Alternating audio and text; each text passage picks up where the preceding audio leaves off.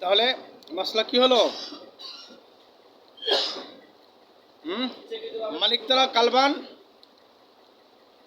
ইল্লা কালবা মাশিয়াতিন আও দাররিন নাকাসা মিন আমালিহি কুল্লা ইয়াউমিন কিরাতান। আল্লাহ রাসূল বলেছেন, যারা কুকুর পালে দুই প্রয়োজন ছাড়া, তাদের আমলনামা থেকে দৈনিক 2 কিরাত পরিমাণ সওয়াব কর্তন করা হবে। 2 কিরাত হলো, 1 কিরাত হলো আসমান এবং জমিনের মধ্যখানে যে ফাঁকা জায়গা আছে, এটা হলো 1 কিরাত, এর ডবল 2 কিরাত। তো যারা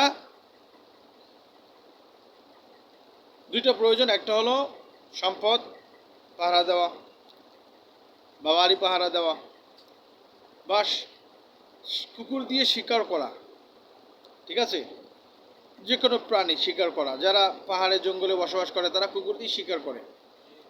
তো শিকারের উদ্দেশ্যে কুকুর পালা জায়েজ আছে। আর হলো তোমার ক্ষেত খামার, তোমার পশু রক্ষা করার জন্য, সম্পদ রক্ষা করার জন্য পাহারাদার হিসেবে কুকুর পালার অনুমতি আছে। এছাড়া যারা কুকুর পালে, আদর করে, নিয়ে ঘুমায়, এটা সেটা করে, ঘরের ভিতরে রাখে, হ্যাঁ, এই এই এই আনন্দ, এটা তো কোনো প্রয়োজন না। এই নিষ্প্রয়োজনে যারা কুকুর লালন পালন করে তাদের আমলনামা থেকে দৈনিক 2 কেরাত পরিমাণ সওয়াব কর্তন হয়, ঠিক আছে না? অর্থাৎ এখন যেহেতু পৃথিবীতে যারা বিলাসিতা হিসাবে যারা কুকুর পালে, তাদের আমলনামা থেকে দৈনিক 2 কেরাত পরিমাণ সওয়াব কর্তন করা হচ্ছে, ঠিক আছে?